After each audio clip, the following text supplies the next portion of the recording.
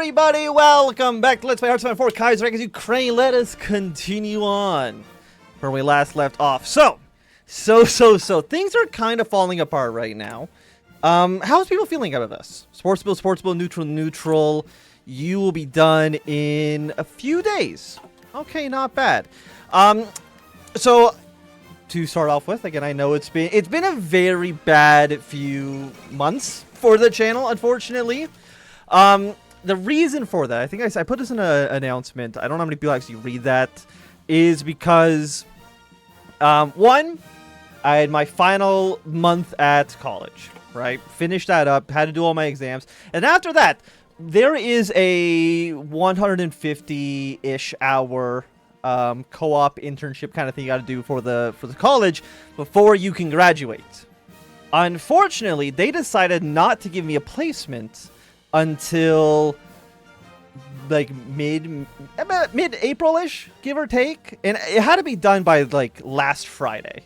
So I had to cram everything into a very short time frame, very short time frame, and it's literally like 2 hours away from my house. So I was having like 14-hour days, Monday to Friday, doing a placement. And of course, I had my actual job that I do on the weekend. So I had like no time to make any videos like whatsoever. And I do apologize. Right now I am technically, I guess, basically unemployed. So for the time being, while I wait for the job market to figure itself out, we're going to be doing some YouTube stuff. Anyway, let's get in. It's been what, 2 minutes? That's fine.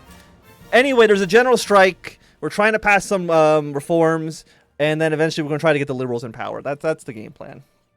Do unions and cooperatives? State-sponsored professional unions and farmer cooperatives are one of our main instruments in controlling labor relations. With the severity of the current crisis, it is clear that they are struggling to maintain proper order among workers and peasants.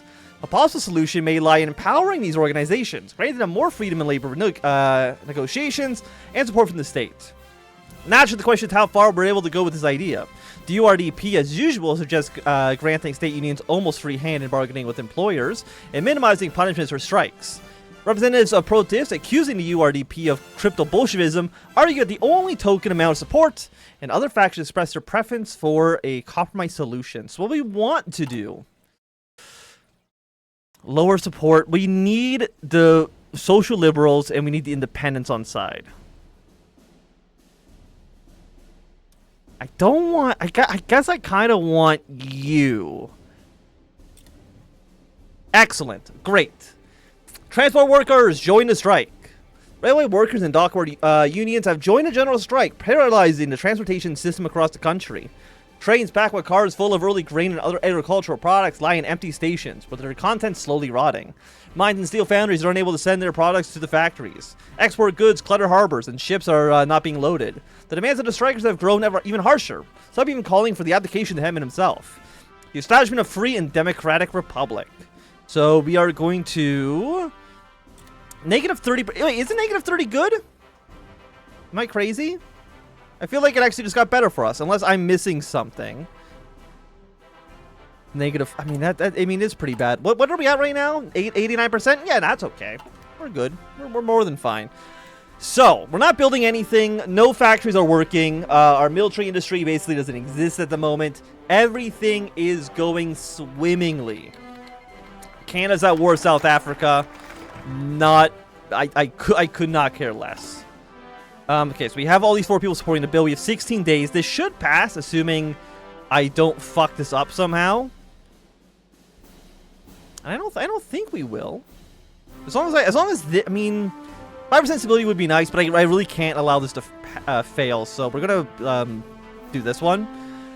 For some time now, here Venus has been tied to the gold standard and the base of the currency. While in the past this has afforded some degree of stability for our financial system, in the wake of Black Monday, it has quickly become a detriment, and the gold standard is now being widely abandoned around Europe as too inflexible to react to the current changing realities of the economy. However, there's no consensus if it should be trust the markets and let them value the Hirvenia, which is potentially volatile, but offers great financial independence, or tied to the German mark, as it is still the most stable currency in Europe despite the crisis.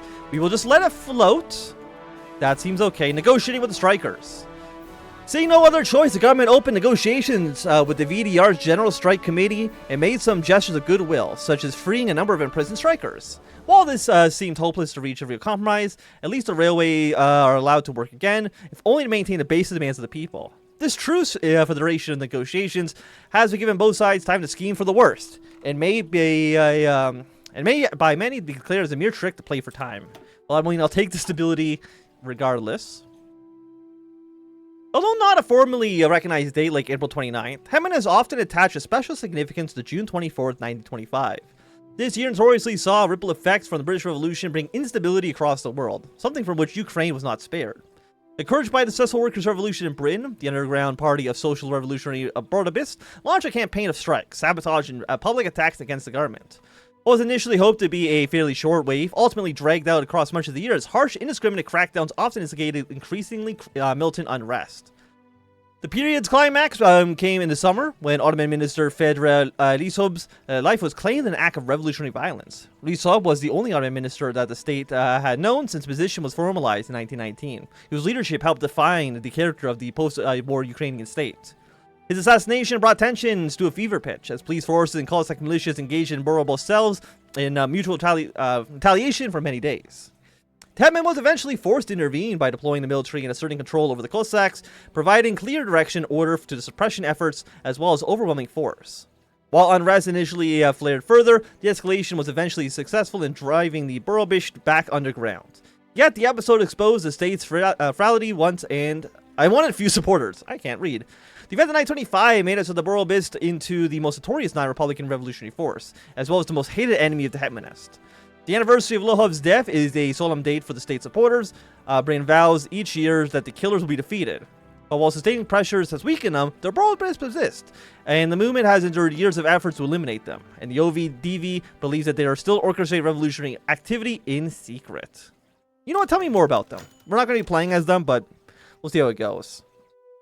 The Ukrainian Party of Socialist Revolutionary Borobist, the communist syndicalists, most commonly known as the Borobist, has its roots in pro-Bolshevik splinter faction of the Party of Social Revolutionaries. Borobist guerrilla forces were one of many operating in Ukraine during 1918 and 19, fighting against the Ukrainian state and seeking to establish a Ukrainian communist government.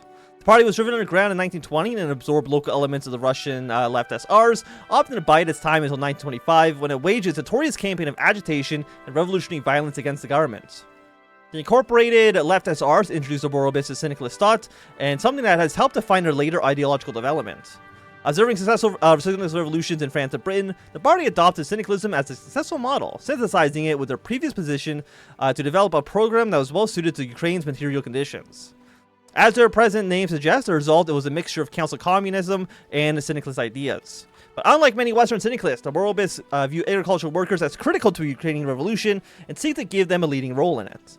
The Borobists have also held left nationalist views since their inception, further making them a curiosity among syndicalist groups. The party is led by Alexander Zhiminsky, a veteran revolutionary and former member of the People's Republic Central Rada, with a strong background in agricultural issues. Under leadership, the Borobists have pursued a strategy of confrontation with the state, most exemplified in their 1925 campaign. While this approach keeps them in the minds of Ukrainian workers, it has also drawn the permanent ire of Hetmanists, and as such, the movement faces near constant pressure to make it difficult to grow. It's difficult to see the Borobists succeeding in the long, as the state places importance on their destruction. Okay, so we have completed our gold focus, gold standard focus. You will be done, I think, when you're 16 days, 28 days. We can still pass more of these, actually. 14 days, 50 political power. You know what? We'll do this one. Leveraging promises to VSZV means that we will need to keep them if we are to pass relief bill. I mean, I don't see...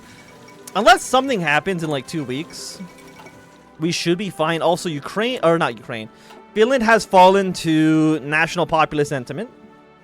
That's... I mean, I was going to say that's okay. It's not really okay, because I would obviously prefer a Finland that's in the Reichspakt. But on the other hand...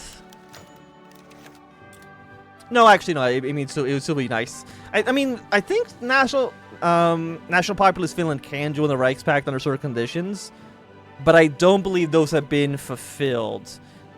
I think maybe if we see maybe Sweden go socialist in September, of this. Is it this year? I think, yeah.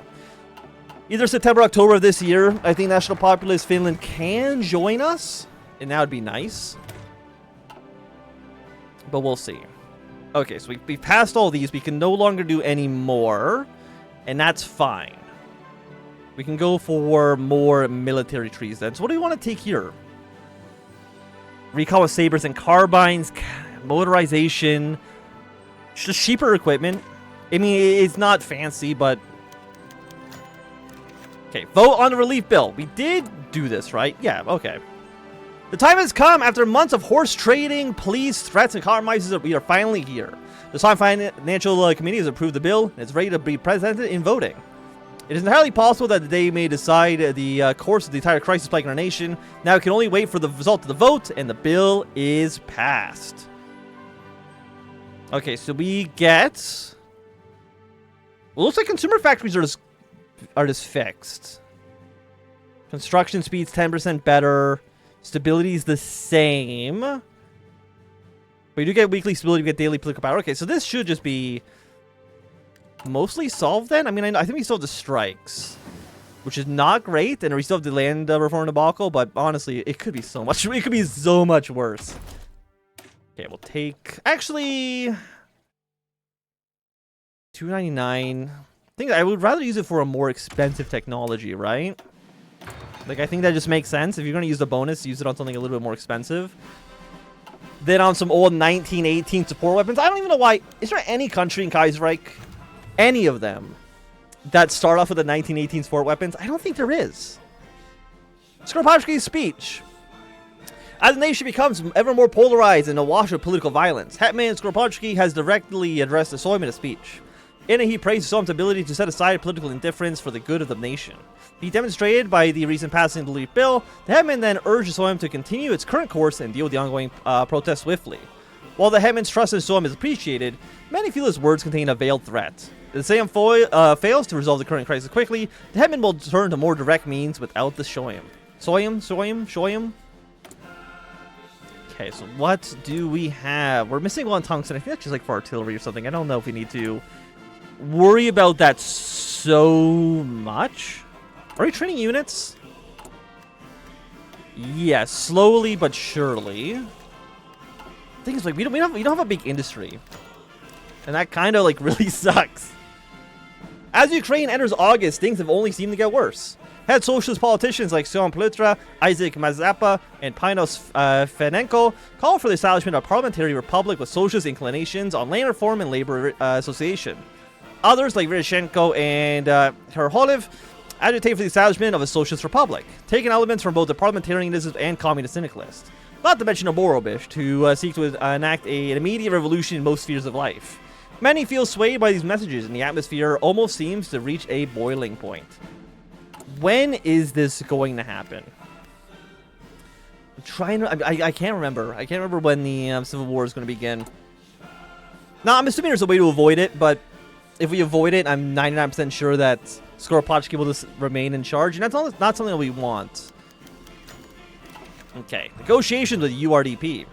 The nation stands on the brink of chaos. The Hetman's attitude is clear. If Soym cannot defuse the situation, it will be sidelines. Guns will be drawn, and the people, perhaps even Ukrainian democracy itself, will die.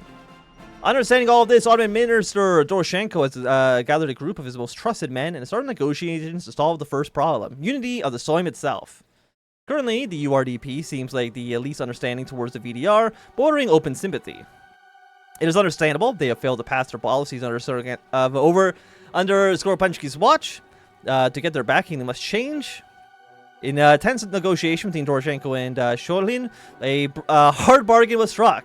Democratic reforms, anti-corruption measures, all in exchange for the URDP support. And most importantly, for them to act as mediators between Doroshenko's government and the VDR. Now, strengthened with an overwhelming majority in Soym, the government could start working towards understanding with the socialist opposition. So the VDR is... I actually do not know who the VDR is. I think it's one of like the left parties though. We'll see. I think the Civil War should break out soon. Because when's our election? November 36. Okay. Doroshenko's optimistic plans have not been received well by the right wing. Boris comes in, accuses the Ottoman minister of worsening the crisis by not acting decisively and harshly. The SHD and parts of the military opposed to the government to strike now, and ignore stalling attempts by the liberals, which only gives us the socialists time to organize. Massive arrests and raids on the known VDR safe houses could decapitate the beast with one fell strike. If only the Ottoman minister was not so weak and decisive, they argue. The final decision lays in the hands of the hetman. I'm going to save here, in case this matters, which I think it probably will. Let's see. If we strike while the iron is hot, yeah, let's try that one first. If we can kind of goad them into starting a rebellion.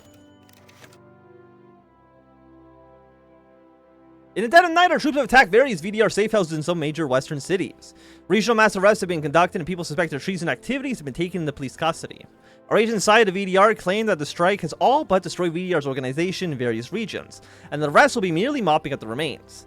However, the less optimistic members within the coalition are skeptical whether the VDR will be defeated so easily, and if the intel is accurate. Well, I think one way to tell for sure is whenever, whenever any of these, like, finish, all of them, the center holds, all the hetman's men, whenever any of these things happen, that's when we know, right? Like, that's obviously, you've gone too far. Germany actually got the AI actually got the Social Democrats in charge. Interesting. Okay. It's difficult for us, but apparently the AI can just do it fine. Okay, let's go up to 7 infantry here. I say that, actually. Let's go 2 less on... 1 less on you. Give me 2 cavalry for now. We'll start training up 2 tanks and 1 truck. I know we're not going to have the ability to really utilize them at all. Protest turns into riots. Our recent provocation seems to have backfired greatly, as the VDR sparked major rioting in Kiev and other major cities. Their demands for representation and social reforms are everywhere, and the government's stance only seems to worsen the situation. With garrisons being deployed to stabilize the situation, it is likely there will not be a peaceful outcome for to the situation. Even more violence may be the only answer in any Republican threat once and for all. Excellent. Good work, team. You guys are doing a great job. Yes, we'll get our supply range here. The massacre in Kiev. When things seemingly couldn't get any worse, today's streets of Kiev ran red with blood. In Kaiserreich Square, along how political rallies, workers and peasants took to strike and demand release of political prisoners, and to arbitrary arrest, and for the hetman to accept the VDR's social political program. The police attempted to disperse the protest, but after a shot was fired, it was not sure if the shooter was a policeman or a protester. Chaos broke out. Police were bombarded with stones, and some protesters even had revolvers. Fire was answered, and a few dozen of the protesters lay dead or wounded. While the full situation has yet to become clear, opposing political organizations declared the hetman and his government to be murderers, and that has only emboldened the protesters. Okay. So the civil war should begin soon. Again, we are going to be siding with the revolutionaries. Insufficient 1 tungsten is fine. Can we actually import anything? I haven't thought about this. The answer is like not really. Let's buy some weapons from Szechuan. Let's go like 2 factories on that for now. We could buy some TIE rifles as well. Ah, fuck it. Why not, man? Let's go for it. Buy some ones from them. I don't think we need any convoys right now. Protest explode! News of the so-called Kiev massacre did not go unnoticed. The entire country is outraged, demanding justice for those killed and even the resignation of the government. Somewhat reluctantly, the URDP has gone in opposition to our government, citing our recent actions. Some members, mostly to the right of the URDP, still believe that cooperation with the hetman's coalition is better than cooperation with the VDR. Regardless, the influence of the SHD has grown. The repeated attacks on the VDR, decrying as too unreliable and radical, have been vindicated in the eyes of many in the coalition. Okay. I still don't know who they are. Like, they're not listed in here. Like, it's got to be... I mean, I think it's the Social Democrats, but I'm not too sure. I think we probably read about them, but, you know, at this point, it's been a little bit of time since that happened. Revolutionary mood sweeps the country. For August, the situation was almost calming down, but after martial law, the Republicans have only escalated their campaigns. Thousands of people have been arrested already, but it's not helping much. Large parts of the West, especially around Ravine, have been practically outside the jurisdiction of the past few months, with local peasant militias acting as law enforcement. The city's been kept under a tighter leash, but violent clashes towards armed protesters and the police have been more and more common. Worryingly, the revolutionary mood has also affected the military. There have been disappearances, as soldiers have left their stations and went home, and some garrisons' large number of rifles have been gone missing. One unit in Vidinsa refused to follow the orders and disarm the strikers, and instead their captain ordered the men to stand down and stay in the barracks. This kind of insubordination has become more and more common in the West, and rooting it out has been slow. Orders have been given to lay off the most unreliable officers and move some of the units away from the most unstable regions. But with sporadic railway strikes, moving troops across the country has been slow. And I will say with that, I hope you all enjoyed this episode. Again, I apologize for the wait. But for now, hope you enjoyed. Have a great day, and goodbye.